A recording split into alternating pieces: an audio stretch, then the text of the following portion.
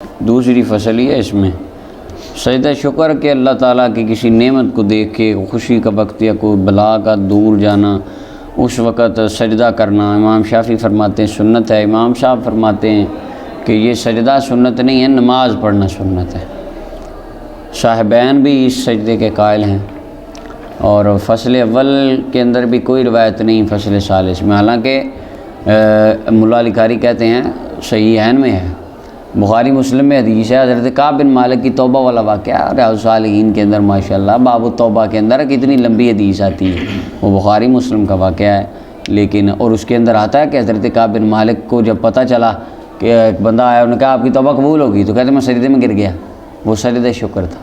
تو سجدہ شکر کی حدیث تو بخاری میں ہے، لیکن بابا جی یہاں پتہ نہیں کیوں نہیں لائے، عین ممکن ان کی نگاہ سے نہ گزرا ہو تو یہ ان سے ہو گیا، وگرنہ فصل اول میں صرف بخاری مسلم کی حدیثیں آتی ہیں، تو بخاری میں تھا سجدہ شکر، لیکن ان کی نظر سے نہ گزرا ہوگا، وہ نہیں لائے۔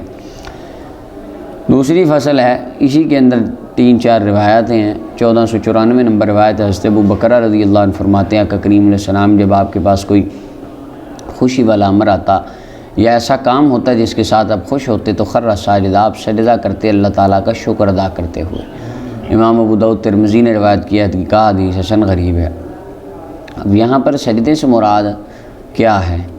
تو بعض علماء نے ظاہر حدیث کو مراد لیا اور ان کا سجدے سے مراد عام نارمل سجدہ ہے، سجدہ شکر ہے، لیکن امام اعظم ابو حنیفہ رحمۃ اللہ علیہ آپ فرماتے ہیں کہ ان سجدوں سے مراد نماز کا سجدہ ہے، کہ آپ اللہ کی بارگاہ میں جھک جاتے سجدہ کرتے ہوئے شکر یا نماز پڑھتے شکرانے کی، یہ ہے۔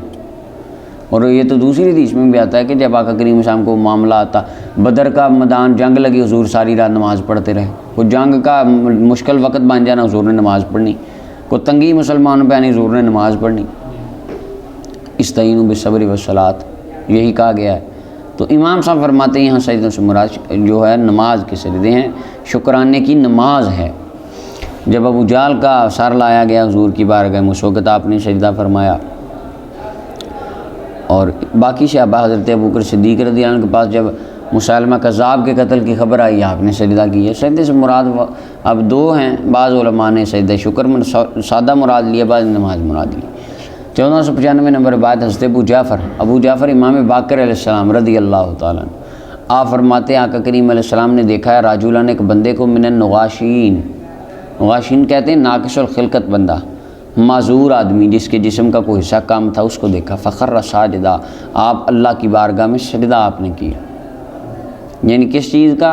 شکر کا، کہ اللہ تیرا شکر ہے تو نے ہمیں صحیح الاعضاء سلامت بنایا ہے۔ وہ شیخ سعدی فرماتے ہیں نا کہ میں جا رہا تھا مسجد میں گیا تو میری جوتی اٹھائی گئی، کوئی جو بندہ جوتی اٹھا کے لے گیا، یعنی کام پرانا چلا آ رہا ہے، آپ دیکھ لیں جوتیاں اٹھانے والا کام یہ نیا نہیں ہے، پرانا ہی ہے۔ تو شیخ فرماتے ہیں میں ننگے پاؤں نکل آیا مسجد سے، تو ننگے پاؤں تھا، میرے دل میں خیال آیا یا اللہ میں تیرا بندہ ہوں، پاؤں میں پہننے کے لیے جوتی نہیں۔ کہتے موڑ آگے دیکھا ایک بندہ تھا، اس کی ٹانگیں ہی نہیں تھی، وہ اپنے ہاتھوں کے بل گھسٹ کے چل رہا تھا، تو میں رونے لگ گیا۔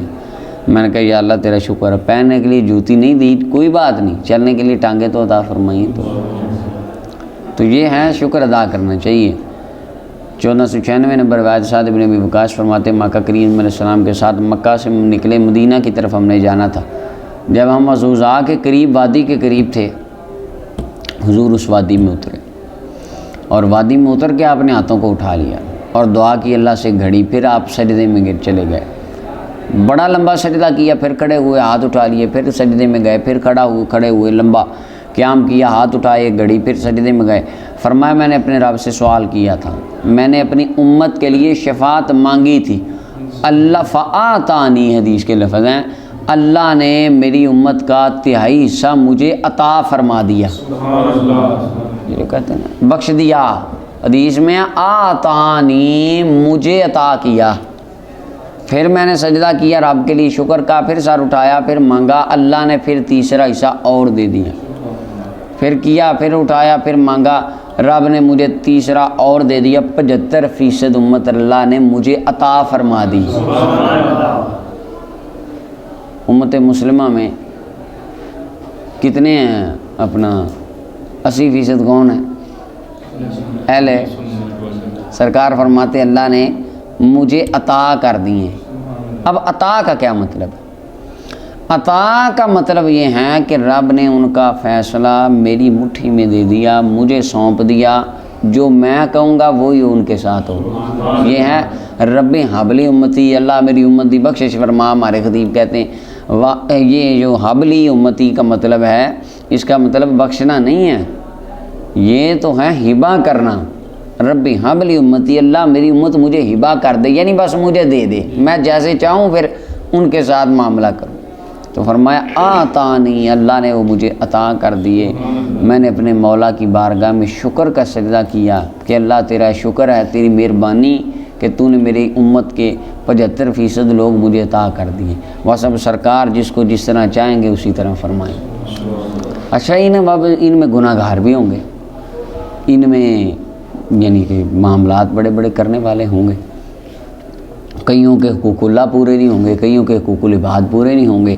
تو حدیث پاک میں ہے، سنن ابی داؤد کی روایت، مولا علی قاری فرماتے ہیں جن کے حقوق اللہ نہیں ہوں گے تو ان کے لیے بھی تو سرکار نے فرما دیا ہے نا، شفاعتی لاہل الکبائر، یہ جو بڑے بڑے کام جنہوں نے ڈالے ہیں میں مصطفیٰ ان کی بھی شفاعت فرماؤں گا کیا۔ اور جن کے حقوق العباد ہوں گے ان کا وہ پیچھے ریاض الصالحین میں ہم نے پڑھ لیا کہ فرمایا قیامت کا دن ہوگا، اللہ کی بارگاہ میں ایک ظالم ہوگا، ایک مظلوم ہوگا، دو بندے ہوں گے، تو رب کا فیصلہ ہوگا دونوں کو جنت دینے کا۔ ایسے ہی ہے، یہ مشکات میں بھی شاید آپ کو میں نے سنائی یہ حدیث، فرمایا اللہ کا ارادہ ہوگا دونوں کو جنت دینے کا، کیونکہ دونوں نے کلمہ تو نبی پاک کا ہی پڑھا ہوگا، اللہ راضی دونوں پہ، لیکن حقوق العباد کا مسئلہ تو اللہ مظلوم کے آگے جنت کر دے گا۔ نیکیاں اس کی بھی کچھ کام ہوں گی مظلوم کی، تو یہ ظالم کو کہے گا تو میرا دے نیکیاں اپنی، میں جاؤں، اچھا اب وہ دے دیتے اس کی کام ہوتی ہیں اور اس کا بدلہ بھی ہے، اللہ سامنے جنت کرے۔ یہ مظلوم دیکھے گا، واہ واہ کیا بات، کمال ہوگی، جنت آئی سبحان اللہ، کہے گا یا اللہ بڑی پیاری جنت ہے۔ اللہ فرمایا یہ میں نے بندوں کے لیے بنائی، یا اللہ یہ کون دے گا، یہ تو کوئی، فرمایا جو اس کی قیمت دے گا، یا اللہ اس کی قیمت کون دے سکتا ہے، فرمایا تو بھی دے سکتا، اللہ مظلوم کو فرمائیں گے تو بھی دے سکتا ہے اس کی قیمت، یا اللہ وہ کیسے، فرمایا اپنے بھائی کو معاف کر دے، جنت تیری، وہ کہے گا میں نے معاف کی، اللہ فرمائیں گے اب ہاتھ میں ہاتھ ڈالو دونوں ہی جنت چلے جاؤ۔ یعنی اس طرح کا معاملہ رب ذوالجلال فرمائیں گے۔ تو اس کے اندر ہے کہ سجدہ شکر اللہ تعالیٰ کی بارگاہ میں بجا لانا یہ آقا کریم علیہ السلام کی سنت طیبہ ہے۔ نماز پڑھنا شکرانے کی، اللہ تعالیٰ کا شکریہ ادا کرنے کے لیے، یہ بھی آقا کریم علیہ السلام کی سنت ہے۔